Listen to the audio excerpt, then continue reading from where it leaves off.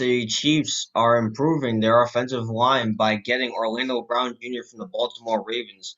It was pretty costly, Mario, when you think about it. The the Ravens got the Chiefs first round pick, which is number 31, a third round pick from 2021, which was a number 94, and also a 2021 fourth round pick, which was number 136, and a fifth round pick from 2022. So the Chiefs gave up a lot of picks for this guy. Um, and the Ravens actually gave another pick to the Kansas City Chiefs as well. They gave them a second round 2021 pick, which is number 58. So a lot of draft picks going around in this trade, Mario. Before I pass on to you, I just want to say this article was written by Jamison Hensley, who is an ESPN staff writer. So I'll let you start off first, Mario. What do you think of Orlando Brown going to the Chiefs? Well, I wish him the best of luck with the Kansas City Chiefs. Nate. Orlando Brown is a very, very good offensive lineman. I think he's one of the best in the game. And this just makes the Kansas City Chiefs that much stronger. I remember when they got rid of Mitchell Schwartz and they got rid of Eric Fisher. And we were like, I don't know what they're doing. That team almost won the Super Bowl. And they were able to replace those pieces very, very quick.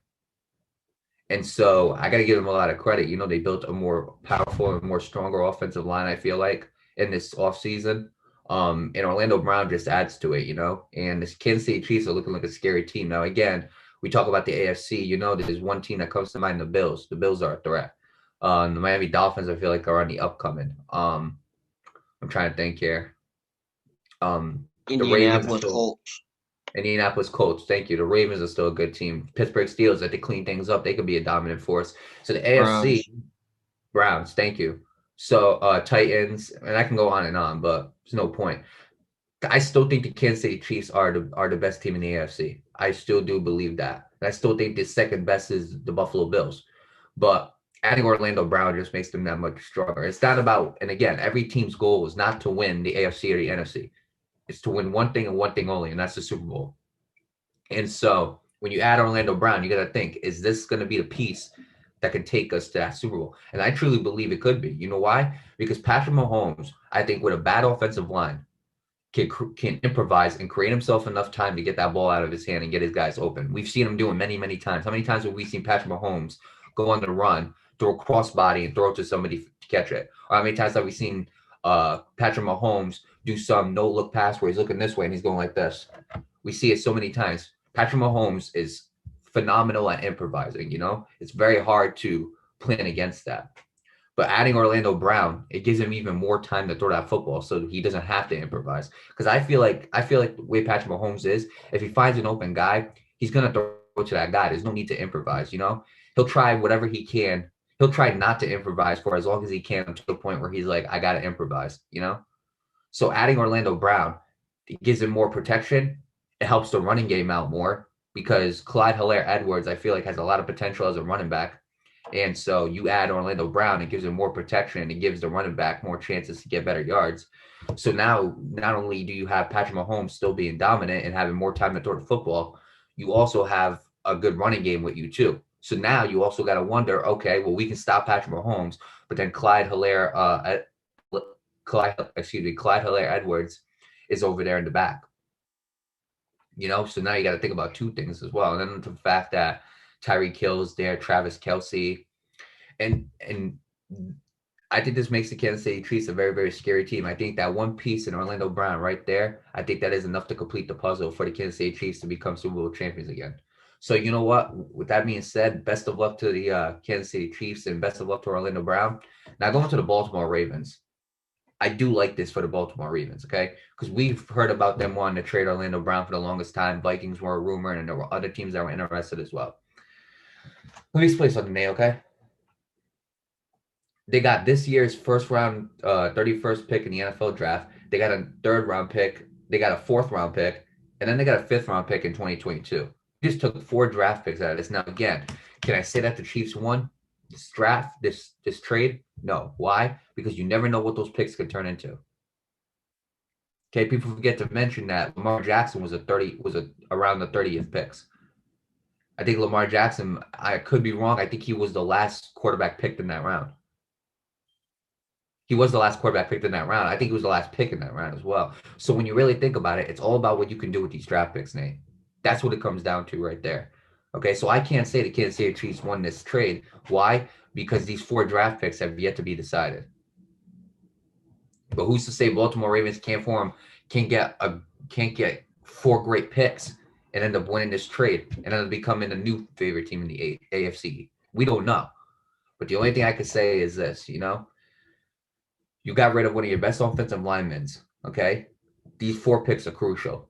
You must take these four. You cannot take these four picks for granted. You must capitalize on them because if not, it's going to go down as one of your worst trades. I feel like for Baltimore Ravens fans.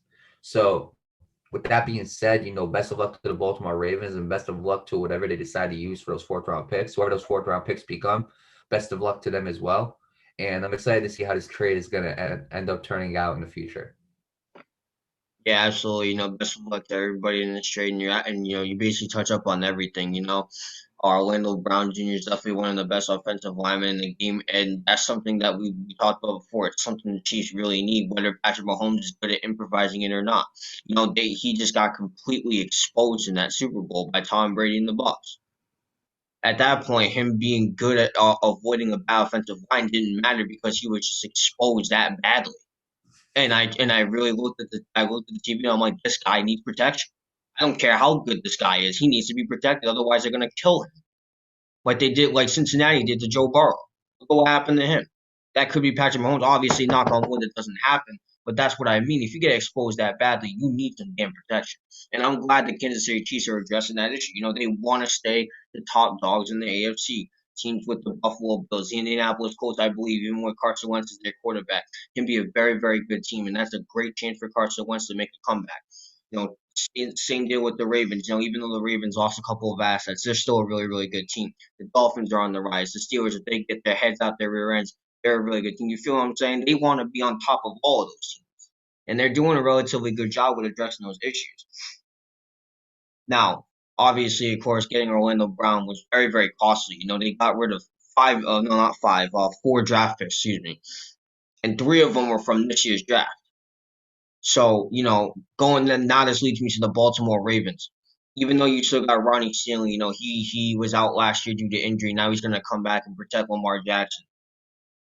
You need to get an offensive lineman in this draft. Either one or two. Maybe three. I don't know. I don't know about three, but two you can get away with two. You need to get an offensive lineman. You have a quarterback in Lamar Jackson. You're fine with that. You don't you could draft a backup if you want to. I personally don't know about that. You got your running backs. You got your wide receivers. You need to get an offensive lineman. It's just that simple. Maybe one. I would say at most two. You could draft a third one. That's up to you. I'm not the one that runs that team. But that would be if I'm the Baltimore Ravens. I'm being very very smart with these picks. That simple. Because again, like you said, Mario, you don't know what these picks are going to turn into. But now you got an additional three picks for this year's draft, plus the ones you already got. You can make a lot out of this. The Ravens can make a lot of good out of this. And I really can see him do it because the last couple of years they've done a really really good job in the draft, and it's shown. So with that being said, again, like you said, I absolutely agree. I can't say who won this draft. Who won this trade draft. I can't say who won this trade because even though the Chiefs got one of the best offensive linemen in the game, they gave up a lot of picks for him. So all we can do is see how this goes out. So with that being said, best of luck for Orlando Brown and the Chiefs. Best of luck to the Ravens, and I'm curious to see how this is going to turn out.